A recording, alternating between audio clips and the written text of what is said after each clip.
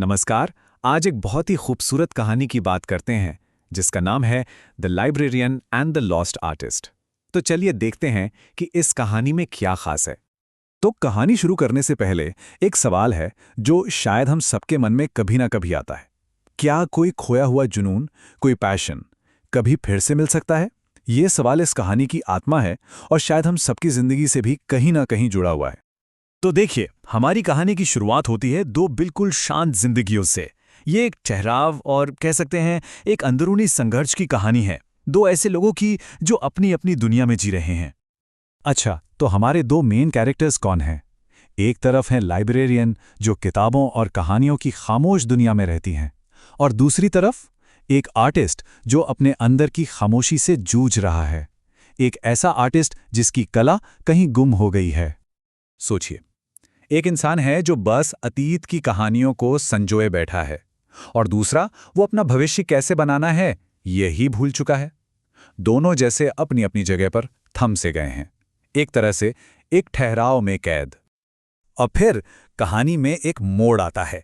अचानक मिलती हैं कुछ भूली बिसरी स्केचबुक्स, और जानते हैं यही वो पल है जो एक क्रिएटिव पास्ट को वापस सामने ले आता है, और यहीं से सब कुछ बदलने की शुरुआत होती है। जैसे साइंस में एक शब्द होता है ना, कैटलिस्ट, मतलब कोई ऐसी चीज जो किसी रिएक्शन को एकदम से तेज कर दे। बस वही काम यहां लाइब्रेरियन की एक छोटी सी मदद करती है। कभी कभी एक बहुत ही मामूली सा काम पूरी कहानी का रुख बदल देता है ना। ये स्केचबुक्स सिर्फ ड्राइंग्स नहीं है, बिल्कुल नहीं। ये वो पन्ने हैं जिनमें एक पूरी जिंदगी का पैशन भरा हुआ है। ये उस आर्टिस्ट की खोई हुई पहचान, उसके सपनों का आईना है। सिर्फ कागज नहीं, बल्कि जैसे उसकी आत्मा की परछाई। तो अब सवाल यह है कि जब किसी भूले हुए अतीत पर अचानक से रोशनी पड़ती है तो होता क्या है? बस यही सवाल हमें कहानी के अगले पड़ाव पर ले जाता है, जहां से एक नया सफर शुरू होता है। अब कहानी एक ऐसी दिशा में मुड़ती है जहां दोनों का मकसद एक हो जाता है।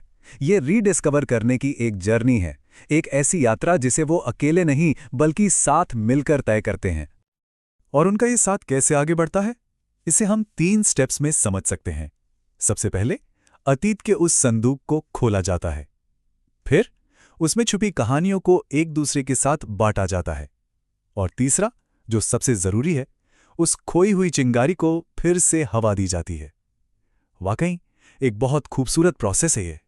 मतलब एक भूली हुई स्केचबुक से जो बात शुरू हुई थी वो अब एक एक्टिव कोलैबोरेशन बन जाती है। एक छोटी सी खामोश मदद देखते ही देखते एक गहरी और मीनिंगफुल पार्टनरशिप में बदल जाती है। और अब हम आते हैं कहानी के दिल में, वो हिस्सा जहां पैशन और कनेक्शन एक साथ नजर आते हैं। ये एक डबल ट्रांसफॉर्मेशन की कहानी है। मतलब यहां सिर्फ एक की नहीं बल्कि दोनों किरदारों की जिंदगी बदलती है। तो ये बदलाव दिखता कैसा है? देखिए, सबसे पहले तो आर्टिस्ट का जुनून फिर से जाग उठता है। उसके रंगों को जैसे आवाज मिल जाती है, और साथ ही साथ लाइब्रेरियन की जो शांत सी दुनिया थी वो भी अब रंगीन हो उठती है। और शायद सबसे बड़ी बात, इन दोनों के बीच एक ऐसा गहरा रिश्ता बनता है जो उनकी अपनी अपनी दुनिया को पूरा कर देता है। जैसा कि कहानी में एक जगह कहा गया है, वे एक गहरे जुड़ाव की खोज करते हैं। सिर्फ एक लाइन, लेकिन सोचिए, ये इस कहानी का पूरा इमोशनल कोर पकड़ लेती है। पर यह गहरा जुड़ाव आखिर है क्या? देखिए, ये सिर्फ दोस्ती से कहीं ज्यादा है। ये एक ऐसा बंधन है जो एक दूसरे की कमजोरियों को समझने और साथ मिलकर कुछ नया बनाने से पैदा हुआ है। ये एक दूसरे के टूटे हुए हिस्सों को समझने का एक गहरा एहसास है। तो सवाल उठता है कि ये एक सिंपल सी दिखने वाली कहानी इतनी मायने क्यों रखती है? वो इसलिए क्योंकि ये कहानी सिर्फ दो लोगों की नहीं है, ये हम सबके ह्यूमन एक्सपीरियंस से कहीं ना कहीं जुड़ती है। तो इस कहानी से कौन सी बड़ी बातें निकल कर आती हैं? पहली तो ये कि मदद के लिए बढ़ाया गया एक छोटा सा हाथ भी किसी की दुनिया बदल सकता है।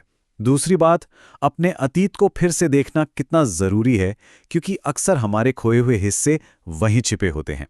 और तीसरी, कि सबसे गहरे कनेक्शंस हमें अक्सर उन जगहों पर मिलते हैं जहां हमने कभी सोचा भी नहीं होता। और आखिर में एक सवाल जो हम सबको सोचना चाहिए, हमारी अपनी भूली हुई स्केचबुक्स कहाँ पड़ी हैं? वो कौन से पैशंस हैं जिन्हें हमने कहीं पीछे छोड़ दिया है?